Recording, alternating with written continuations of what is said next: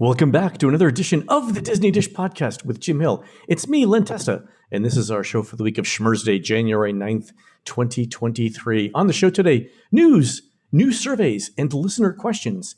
And in our main segment, newfound video of Disneyland's first stagecoaches sparks Jim to talk about what Frontierland was like back when the park opened. Let's get started by bringing in the man who asks how the mayor in the movie Jaws is still the mayor in Jaws 2. It's Mr. Jim Hill. Jim, how's it going? You're talking about Murray Hamilton, our character actor who played Larry Vaughn, the mayor in those two films. I get that no one wants the job, Jim, but still. Well, but the thing that kills me is that when they were prepping Jaws 3, they actually reached out to Murray Hamilton and said, hey, you want to come back and play the mayor again? And it's like, isn't that the one that's going to be set in Florida? So what, he's on vacation and he happens to be a place where a great white shows up? He also, in this same sort of window of time, starred in the movie version of Amityville Horror. So if you see Murray Hamilton, I'm going Run the other way. Opposite direction. No. Sharks, possessed houses. Possession. Exactly. No, thank you. So. I wonder if he had trouble like selling his house later on, and I guarantee you, potential buyers, this house is not haunted. That was just a movie. And then I would wink at the end of the video, yeah. God. All right, Jim, let's do a quick shout out to subscribers over at Disney Dish. Bandcamp.com. Thanks to new subscribers Melissa Iannetta, Bruce Lobar, Casey Lucas, and MJ Lochtfeld. And the longtime subscribers Mom Tink 3, Katie Curler, and Michael Orifice.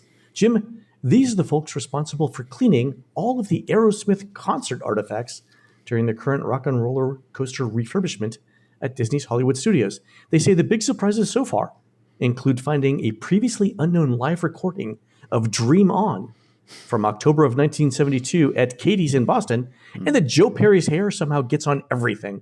True story. That evidently is the real reason behind the rehab. Refurbishment, right? It's all everywhere. It gets everywhere. Okay.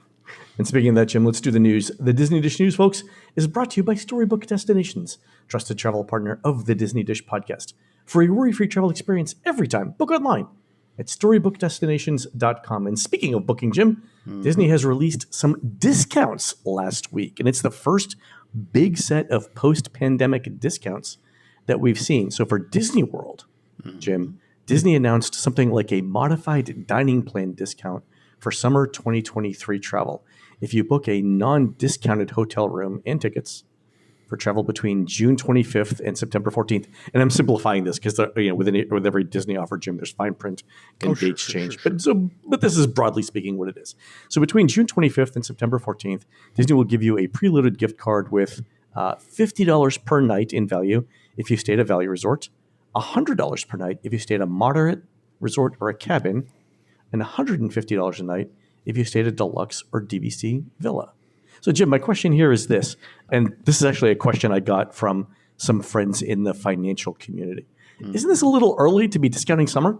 Yeah. I mean, June 23rd through September 14th, that's high season, right? That's literally the highest of high season? It used to be high season, but these days, summer is not what it used to be in terms of travel. Like the first week of June, the first week of summer vacation is still big, right? So there's still a lot of people who do that. But after that, Jim, we've noticed for a bunch of years, and this is even true pre-pandemic, that summer is not as busy as it used to be. In fact, I think pre-pandemic, one of the trends that we were tracking was that if you look at average wait times in October, they were actually higher than average wait times in like July or August. But how much of that is related to the fact that Disney has done a pretty wonderful job of, you're going to Walt Disney World between August and October. Have you heard about Mickey's Not So Scary? Or if you're going from November. Or Food and Wine or something. It's just they have done a good job that way. But that's still intriguing that we're this far out. You and I have been paying attention to what's going on in the news and the story that just broke, for example, yesterday about the 18,000 people that Amazon is anticipating laying off. Is that Again, everybody sort of still tapping the brake, about, their future plans and that sort of thing because of this may or may not happen recession. All right. So I just told Jim something that I can't say on the air, but Jim, that's how quickly business fell off. Oof. Right? I think this addresses that issue. Like, I think Disney's definitely seen a decrease in, number one, dining revenue, right? I think people aren't going to cut back on theme park tickets. They're not going to cut back on hotels, but they can swap out table service restaurants for quick service restaurants, right? And they can substitute a hamburger for a $55 steak. So I think this offer around dining specifically tells us two things. One, dining revenue has softened in Walt Disney World, and they're trying to goose it. And number two, I think, they're looking at summer. The other reason why I think summer is interesting, Jim, is this. It's a poorly guarded secret that Tron is supposed to open officially in April. That was the last date I heard, with previews either in February or March, depending on which way the wind is blowing today, right? So Disney doesn't need to discount anything for Easter. Number one, Easter and spring break are already super crowded. People have made those plans a long time ago. When you add in something like a new ride like Tron opening up, I don't think Disney needs any special incentive to fill up whatever remaining hotel rooms there were for spring break in March and Easter in April. But beyond that, right, we've talked before about the fact that Disney's really got nothing beyond Tron to open. Once that initial PR push fades away, what are they going to do for the middle part of the year? To your point, in the second half of the year, they've got the Halloween parties, and those are successful. And they've got the Christmas parties, and those are successful, right? But what have they got? What have they got for summer? More importantly, what do they have for summer that's going to incent people to come to Central Florida in July? Yes, the sun's good, close, personal friend. Exactly. Yeah, I mean, this is one of those things where it's like if they give you $750 in ice cream vouchers, that would incent people, right? That's what you're going to need. Yeah. So I think this is actually a pretty solid offer. Number one, I think it's the first dining related offer that the Disney has done for U.S. consumers since the pandemic. So it's important in that respect. But the second thing is it tells you by the dates that they're given and the specific nature of the resort, it tells you where Disney is seeing soft demand. And that's why I think it's important. Also, I think Disney released a room-only discount, or getting ready to do room-only discounts as well. So it's this one's actually May to July. So again, the post-Easter summer area, you can get 30% off of deluxe resorts and DVCs, 25% at the moderates, and 20% at the values. Now, these two offers can't be combined, of course, but yeah. So there's definitely some softening going on there. One of these moments where you begin to wonder, Bob Iger regret picking up that phone? Speaking of Bob Iger, I'll have to tell you, I have so many off the record stories I'll tell you, but I have an off the record bet that I made with someone on Wall Street about Bob Iger. I'll tell you about it when we're done. Okay. All right, Jim, other news. Disney After Hours lineup has been set now for Hollywood Studios. It's basically every open attraction in the park that's open during the day, so every ride. So Runaway Railway, Star Tours, Galaxy's Edge rides, all of the rides in Toy Story Land, Rock and Roller Coaster, Tower of Terror. But also, Jim, Star Wars Launch Bay is going to be open for this, which is kind of interesting. Also, they're running two shows, Disney Movie Magic at 11:25 p.m. and Wonderful World of Animation at 11:45. So consecutive shows there.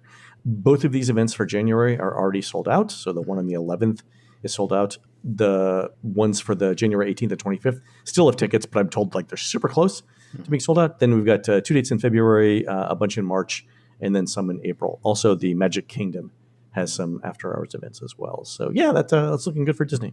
I mean, I get it's after hours, you have less time in the park, but let's be honest, the place is semi-private. And there's a lot of folks who actually believe, for example, Batu, looks better with its nighttime lighting package. I think most Disneylands look better at night. I think Sunset Boulevard, I think you'll agree with this, Sunset Boulevard looks better at night as well. There we go. And it's only slightly more expensive than a one-day ticket to the park. But if you add in Genie and individual Lightning Lane, it's either less expensive or about the same.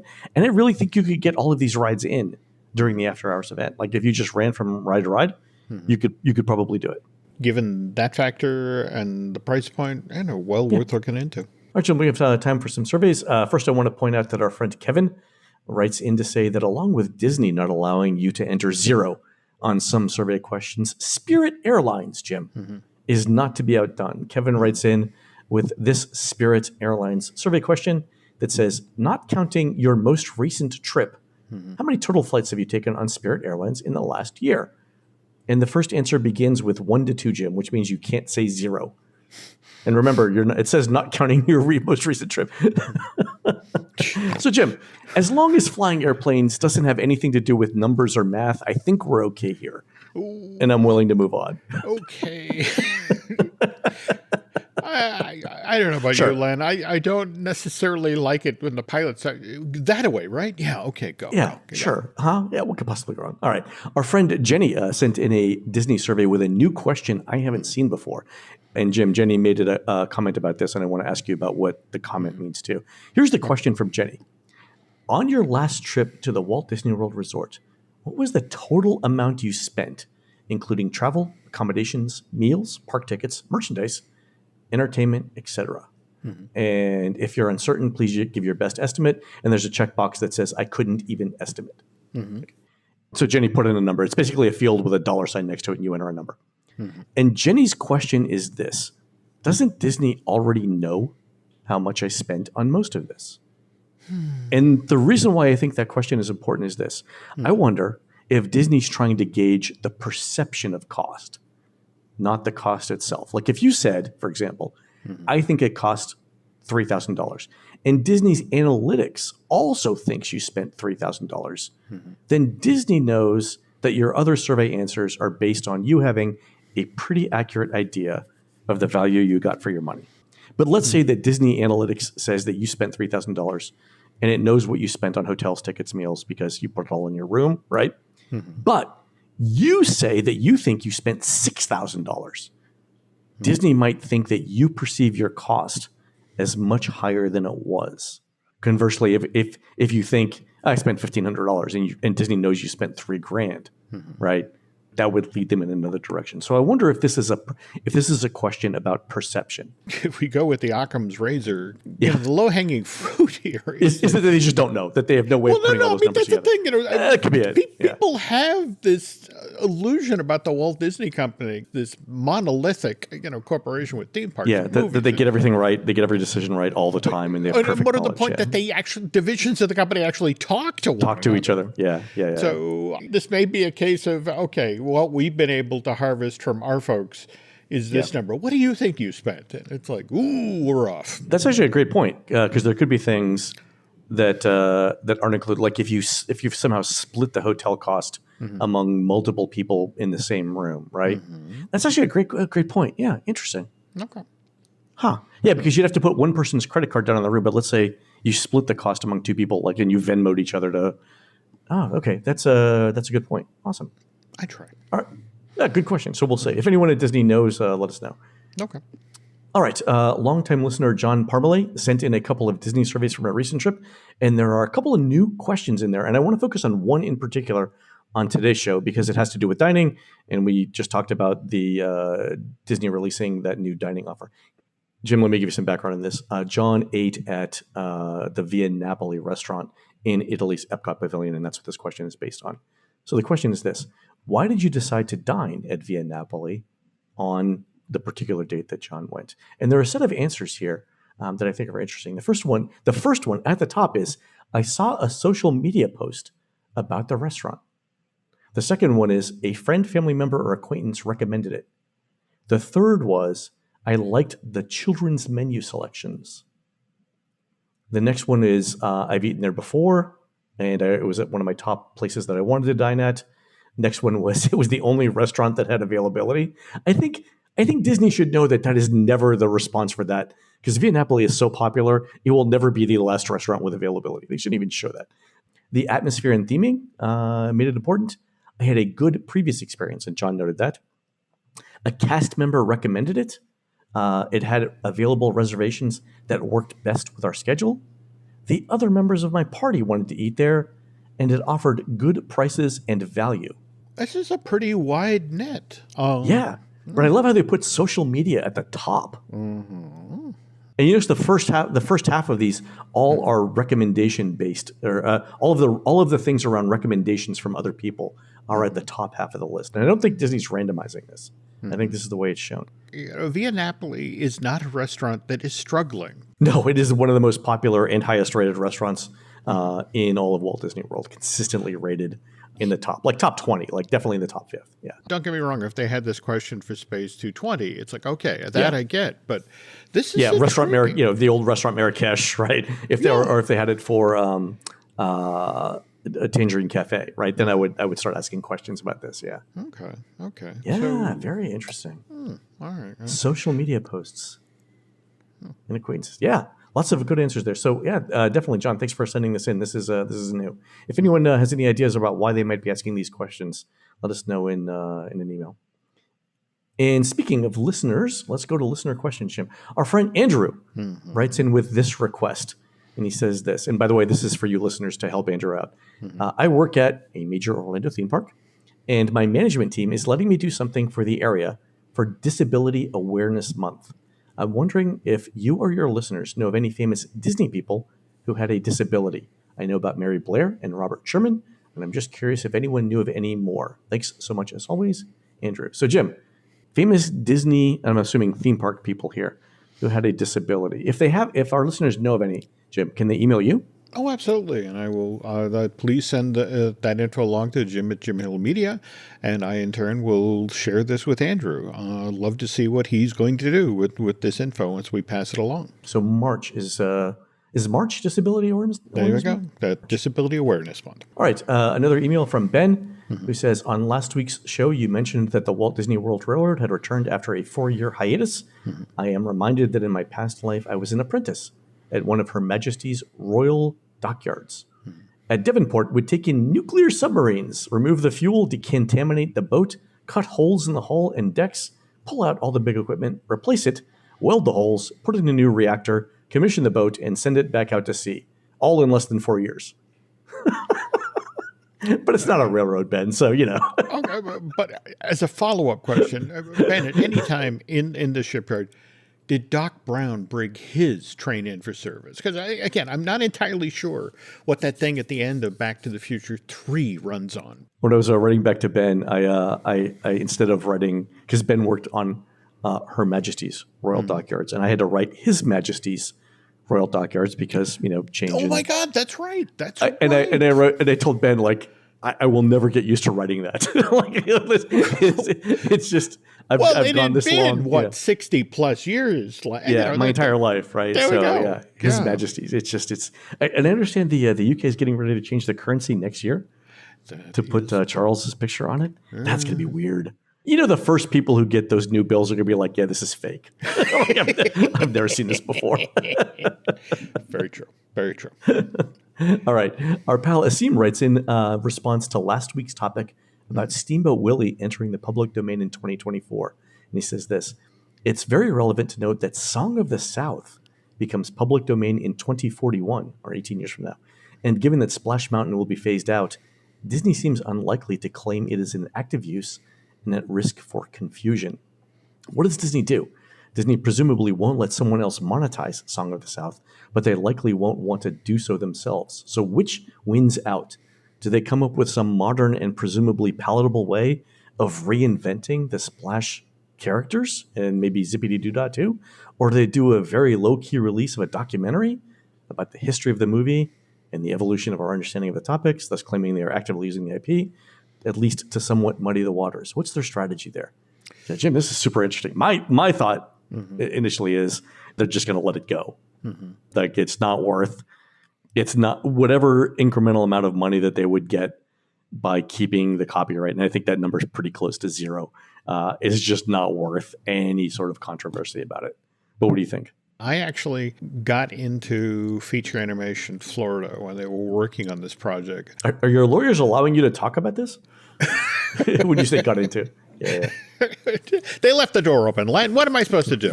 It's practically an invitation. There we go. The film that Mark Henn directed on, the John Henry short, that was actually put in production as part of an elaborate plan to sort of decontaminate Song of the South. They had conversations with Whoopi Goldberg. They had conversations with James Earl Jones. In fact, it was the conversation with Maya Angelou that actually derailed this whole project. But they were going to create a way to release Song of the South where you weren't actually able to watch the film without watching a 20-minute documentary in front of the film explaining the times, the history, why it was done, the way it was done. And then after Song of the South, again, without, you were going to have to watch yet another 10 or 15 minute long documentary explaining that the modern Disney company understood about this, but these are the sorts of stories that we are now telling about, African-American folklore. I think this is just a no-win situation for them. But let me just say, I would pay money to watch Whoopi Goldberg's running commentary of Song of the South. I would pay $39.95. And here's one of the reasons that Disney went after her, not necessarily because they already had the relationship with Sister Act and the like. It was that Whoopi Goldberg actually has the world's largest collection of Mammy dolls. She's very into... I didn't know that. By the way, how did you know this? How does that piece of knowledge... I've been following this story forever because, again, during the Iger years, in fact, Bob Iger used to joke from the stage about how they would take bets backstage about how soon during the Q&A session does somebody come forward and ask about Song of the South. And I'm sure. Yeah. Bob, once again, would have to tell the story about how every year I pull out Song of the South, I put it in the DVR, I watch it, and nope, not releasing it. And it's going back, and every year they would make a run at him, and every year they'd lay down, this is how much money we can make off of this movie. Why won't you release this? Nope. Yeah. Nope. So the amount of money that they would make was probably a rounding error on Disney's hundreds of billions of dollars of revenue. I mean, what are they going to make, $100 million? I mean, why would you risk that? I mean, don't get me wrong, $100 million is a lot of money. It is a tiny fraction of Disney's overall revenue, and it's probably not worth. It's definitely not worth alienating that many people for it because they would lose $100 million in revenue. And I don't think they'd make $100 million. I think you have so nailed what frustrates so many folks on the creative side of Disney. Oh, it didn't make $1 billion. Yeah, darn. That's the whole thing. When that's your yardstick, when everything has to be a field goal from the opposite end of the field. Yeah, everything has to be a touchdown. You can't settle for field goals, right? Yeah, I get it. Yeah, that's how you end up with this series of safe bets. You end up, let's redo The Little Mermaid. Let's redo Snow White. You mentioned this, and one of my hedge fund friends was talking about how 5 years ago or 10 years ago, the big bet was on franchises, right? So everyone went all in on franchises, and studios stopped making the smaller independent movies that might turn into hits, right? So Disney and other studios had come up with this strategy of betting big on large franchises, the Marvel Avengers franchises, the Star Wars franchises, and it stopped making smaller independent movies that might cost $25 or $50 million, but gross $200 million, right? They basically went all in on these long-term franchises. And what my hedge fund friend says is that now you're seeing sort of an exhaustion by consumers about these franchises, that every incremental Star Wars movie or TV series doesn't quite do as well, with a few exceptions, doesn't quite do as well. The Avengers stuff is now getting sort of watered down to the point where you probably couldn't name all of the Avengers, right? Stuff like that. And I wonder what the strategy is for those things going forward. It's a tough time, Len. I mean, for example, Hollywood basically stopped making the romantic comedy because those are dialogue driven, and dialogue driven films don't play well in China. Whereas you don't have to translate an action scene, an explosion, right. In English plays as an explosion in Chinese. But conversely, though, to watch what happened to the romantic comedy, how it's okay, hang on, come to me, Hallmark Channel, how hugely popular that has become on television, that the romantic comedy just left theaters and mutated and became this thing that how many Christmas movies between Great American Country and Hallmark and Lifetime and the like got produced just this past year? 100, 150? Yeah, it's a lot. I mean, you can watch them from October on. Absolutely. Absolutely. But it's a very strange time to be working entertainment because people are still sussing out the whole subscription streaming service thing and how we're actually supposed to make money off of it. That's a good point. So I want to talk to you later on about what Disney's plans are for whatever's left of Hulu. We'll talk about that. We'll talk about that on another show. Okay, cool. All right, folks, we're going to take a quick commercial break. When we come back, Jim talks about the 1955 home movie from Disneyland that has the best footage of Disneyland's old stagecoach ride that I've ever seen. We'll be right back. The family that vacations together stays together. At least, that was the plan. Except now, the dastardly desk clerk is saying he can't confirm your connecting rooms. Wait, what? That's right, ma'am. You have rooms 201 and 709. No, we cannot be 5 floors away from our kids. The doors have double locks. They'll be fine. When you want connecting rooms confirmed before you arrive, it matters where you stay. Welcome to Hilton. I see your connecting rooms are already confirmed. Hilton, for the stay. Are you a forward thinker? Then you need an HR and finance platform that thinks like you do. Workday is the AI platform that helps propel your organization, your workforce, and your industry into the future. Workday, moving business forever forward. Wish you could become a morning person? You know the type, up before the sun, early morning runs, first one to the office with donuts and a smile. How do they do it? Easy. With the new Galaxy Watch 8, sleep tracking and personalized insights from Samsung Health help you improve so you can wake up to a whole new you. One who, dare I say it, skips the snooze? It's possible. Train your sleep with Galaxy Watch 8. Learn more at Samsung.com. Requires compatible Samsung Galaxy phone, Samsung Health app, and Samsung account. You and I got an email from our friend Seth Johnson over the holidays from a friend of his who specializes in digitizing old movies. And it was a home movie that was taken in Disneyland either in late 1955 or early 1956 that includes some of the best images of Frontierland in Disneyland from opening year that we've ever seen. Yeah, notice Len used the phrase opening year because Walt spent everything he had to get that place open in July of 55. And the first couple of months, it was kind of shaky ground and there wasn't a lot of money to plow back into the park. So to look at this footage, to look at how sparsely planted the park was. In fact, the landscaping is rough. Like that's my overall impression of the film is like, this is dirt. Frontierland is basically dirt, which, if they had gotten giant fans and rolled some tumbleweed across, I would have gotten it.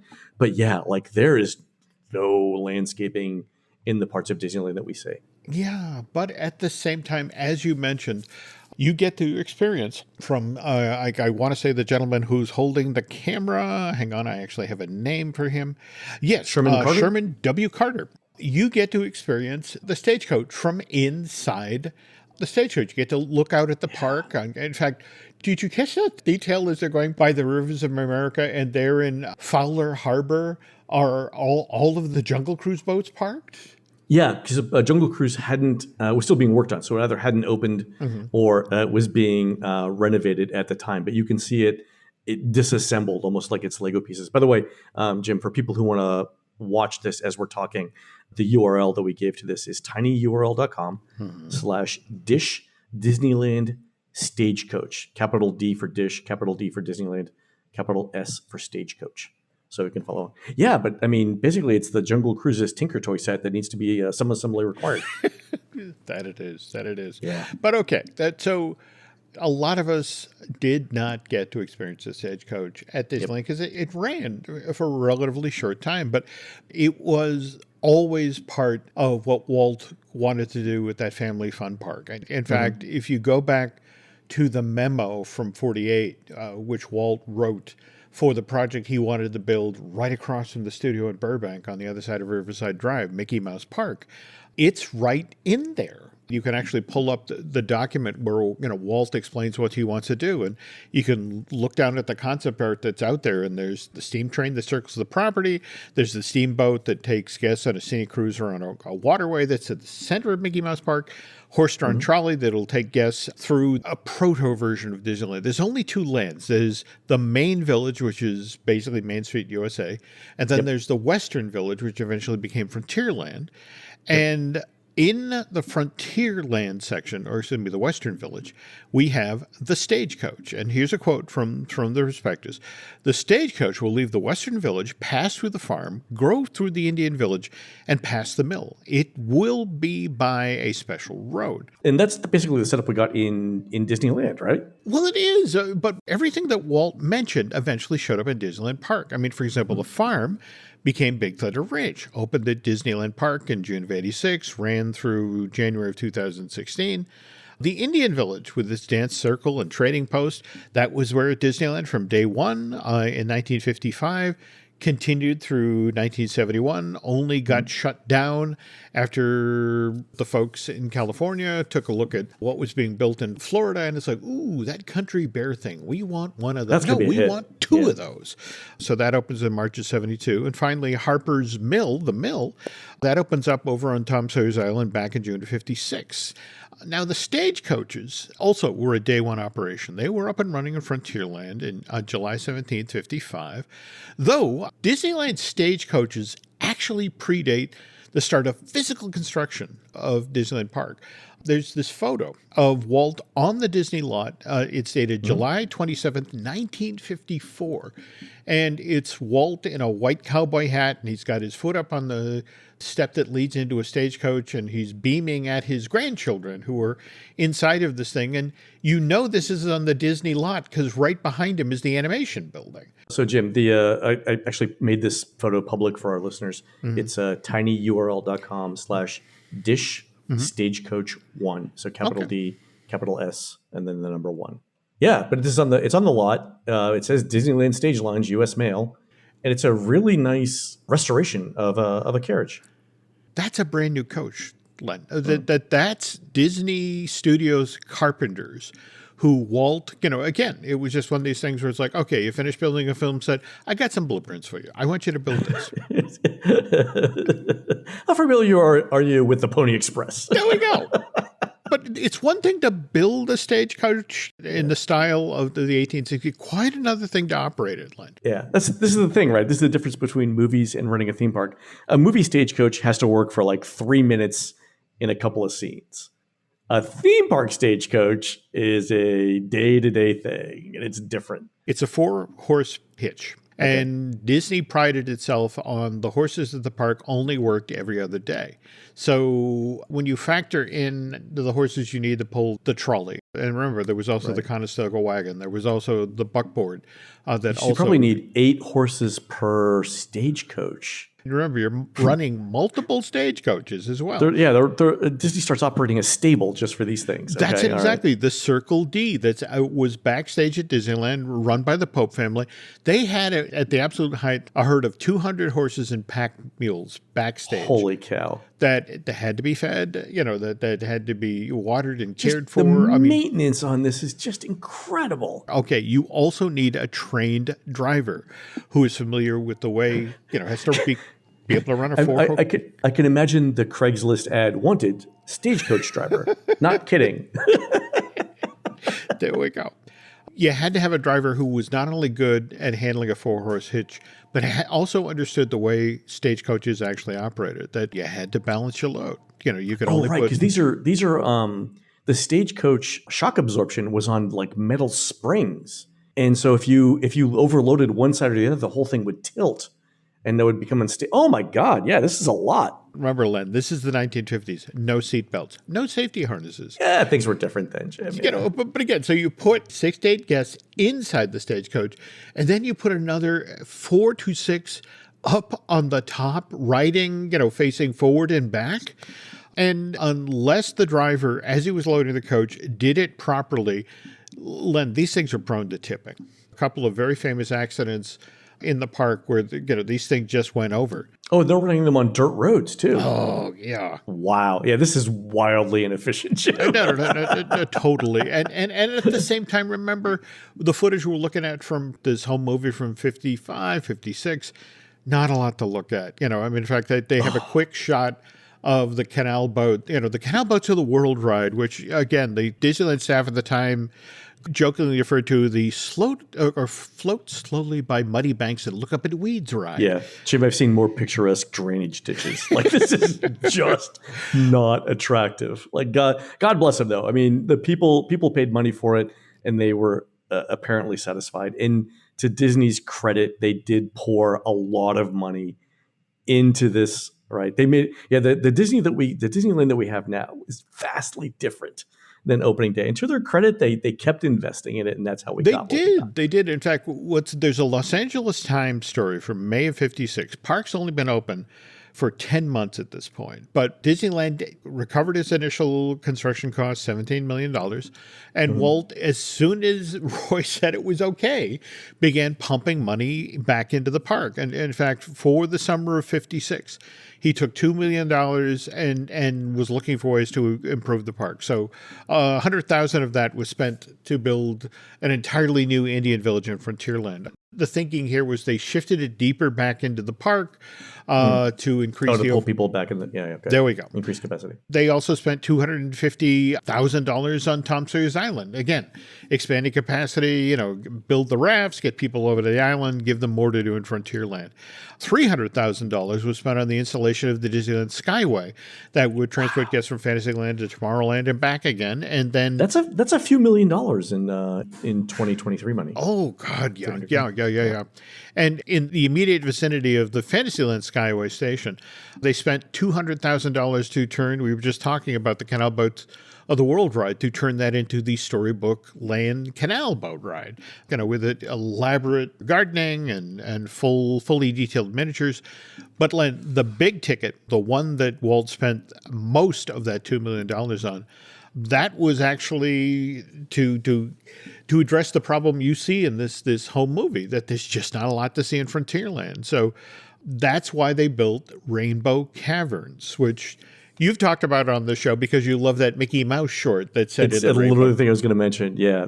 So there are two Disney attractions at the top of my list for things that I wish I was able to experience. And they're both in Frontierland and Disneyland. And one of them is the mine train through Nature's Wonderland. The other one is the Rainbow Caverns. Like, those are the two attractions that I regret never seeing live. When my family did our cross-country trip in the summer of 1970s, we did do the mine train to Nature's Wonderland, and even then, it still held up. It was still, it was the finale of the attraction, and it did not disappoint. Now, again, they spent $500,000 building Rainbow Caverns. And there's a quote that's associated with Walt. You see it reprinted all the time these days. It's kind of fun to do the impossible.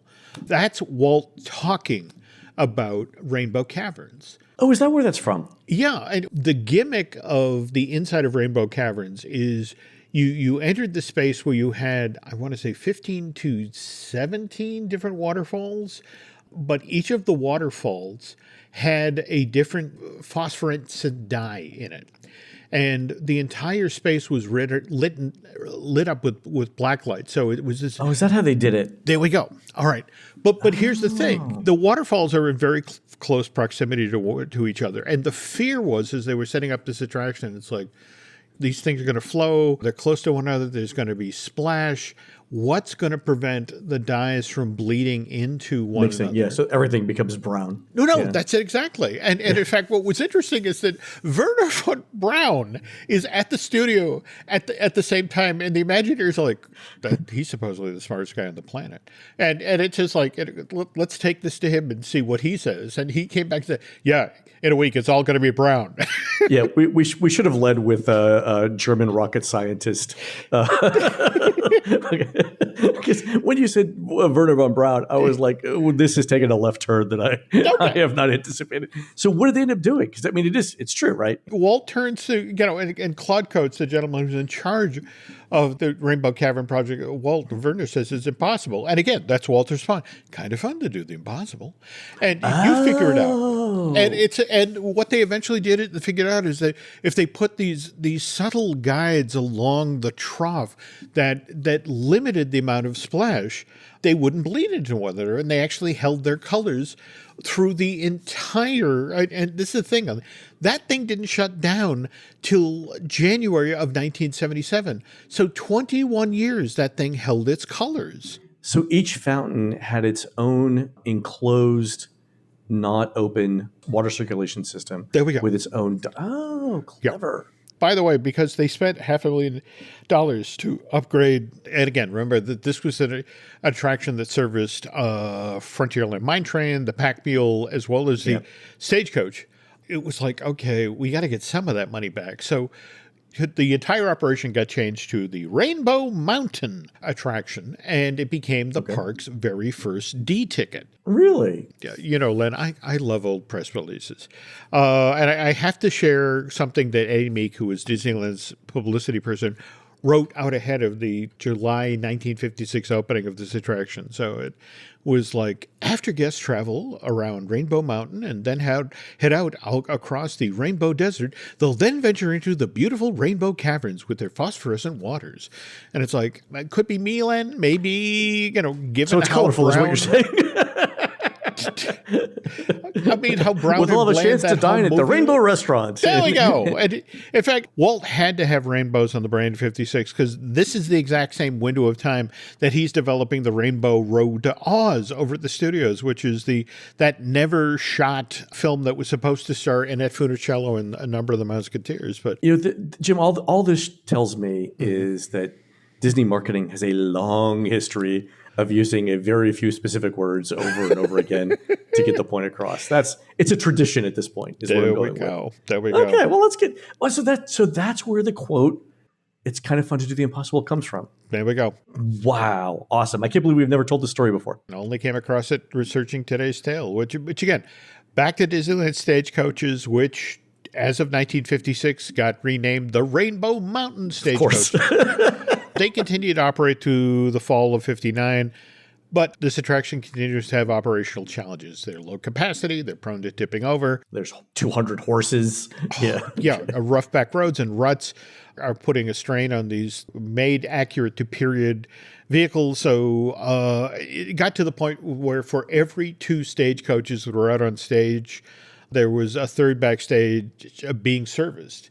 And the time involved and the cost finally got too much even for Walt, who remember, treated Disneyland like it was a far larger version of that miniature steam train he had in his backyard at Holmby Hills. So for a Walt at that point to go, wow, that's too expensive, that tells you how costly it was to operate the stagecoaches at Disneyland. I mean, for $1.8 million, Jim, Walt could have given every rider $10 in 1959 money and been like, "So sorry, this isn't running. Good luck with the rest of your day." Yeah, and probably come out ahead. You're not wrong, though. Interesting, you mentioned that figure, that the 1.8 million, because again, he shuts this ride down in the fall of 59. June of 1960 is when the Rainbow Cavern Mine Train gets a brand new name, Mine Train to Nature's Wonderland. And now when guests climb on the Pack Mule or get on that mine train, they have a brand new experience. They are now riding past 204 mechanical creatures. In the publicity material for the opening of Mine Train to Nature's Wonderland, the very first time you see the word audio animatronic. Also, what you got as part of this 1.8 million, you got a brand new mountain at Disneyland. You got Cascade Peak. Did you remember this? It used to face onto the rivers of America. It was 75 feet tall. It had the 3 waterfalls. I know there's a lot of people who love the mountain ranges at Disneyland, but it's worth noting that first mountain was Rainbow Mountain in 56. Then came the Matterhorn in 59. Then in 1960 came Cascade Peak. It would be another 17 years before Disney would add another peak to its mountain chain, that Space Mountain in May of 77. And then the very next peak, Big Thunder Mountain, that came at a price. So Jim, is Cascade Peak still there? Well, no. Okay. In order for the wildest ride in the wilderness to begin rolling through Frontierland in September of 77, Okay. that meant that Mine Train to Nature's Wonderland had to shut down. And it did, actually, January 2nd, 1977. But Cascade Peak survived another 22 years. Really? It stood at the shore of Rivers of America through the summer of 98. Built in 60, for the Mine Train to Nature's Wonderland. Mostly made out of wood with 3 waterfalls going through it. And I'm told that toward the end, the only thing that kept the mountain standing up was the termites were holding hands. Termite saliva. There we go. Great. There we go. And, Sure. and finally, one of the safety inspectors at Disneyland, walked around inside, came out and said, "It's time." And, late summer of 98, it came down. And they did a controlled demo. And once they shut down the stagecoach ride in the fall of 59, they parked them out back by the Circle D Ranch. And they sat there for decades, lovingly tended to. In fact, they rolled one out in 2005 and displayed it on stage as part of Disneyland's 50th anniversary celebration. But after that, Len, Circle D, or at least the backstage at Disneyland version, shut down in 2015. And that was for Galaxy's Edge. That's it, exactly. And so there's nothing left of these original mountain ranges except for the Matterhorn? If you walk along, for example, Big Thunder Trail, you can actually see a chunk of the old mine cars through Nature's Wonderland. In fact, right. So if you're walking north, so that Big Thunder Mountain is on your right, and the thing on your left, they do have a vignette. Some of the old railroad tracks, right? They do. And in fact, what's funny is they still have one of the jumping fish gags that used to bedevil the mechanical bears in Bear Country. It's like, ooh, that fish, if I could just get it. It's still, that effect is still working in that pool. And again, this is amazing to think. That's 63 years. Yeah, That's still working. That gag still works. And so, Jim, what was the mountain range for that we see on the left, or the? I think that was actually the back exit out of Cascade Peak we're looking at with that train. So that's the part that's left. That's all that's left there. And interesting. Okay, cool. I don't know if the stagecoaches wound up getting transported over to the new Circle D Ranch, which is located in Norco, California.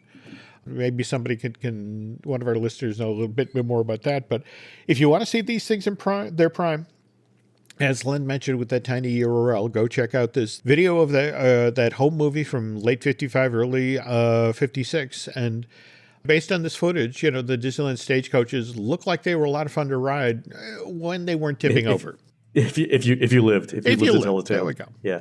So that URL again is tinyurl.com/dish Disneyland Stagecoach. Capital D for Dish, capital D for Disneyland, capital S for Stagecoach. Yeah, this was fantastic. And thanks to Seth for sending that URL in. That was really fantastic. Really appreciate seeing this stuff. And Jim, we learned the origin of It's Kind of Fun to Do the Impossible. We did. You continue to surprise me, Jim. We've done 400 and some shows. It's a pointless fact. It's at my disposal. All right, folks, that's going to do it for the show today. You can help support our show and Jim Hill Media by subscribing over at disneydish.bandcamp.com, where you'll find exclusive shows never before heard on iTunes. And we've just started a series on Walt Disney's 300-plus page FBI file, so something fun to talk about. On next week's show, it's the history of Disney's Swiss Family Treehouse. Jim will give us the history of that unique attraction and a preview of what to expect with the current Disneyland redo. You can find more of Jim at jimhillmedia.com and more of me, Len, at touringplans.com. We're produced fabulously by Aaron Adams, who'll be covering the Force MD's classic Tender Love with Keith Sweat at the New Edition Legacy Tour with Keith Sweat and Guy on Thursday, March 30th, 2023 at the State Farm Arena in beautiful downtown Atlanta, Georgia. Jim, I always suspected Aaron was a fan of New Jack Swing. While Aaron's doing that, please go into iTunes and rate our show and tell us what you'd like to hear next. For Jim, this is Len. We'll see you on the next show. This episode is brought to you by 20th Century Studios' new film, Springsteen, Deliver Me From Nowhere, starring Golden Globe winner Jeremy Allen White and Academy Award nominee Jeremy Strong.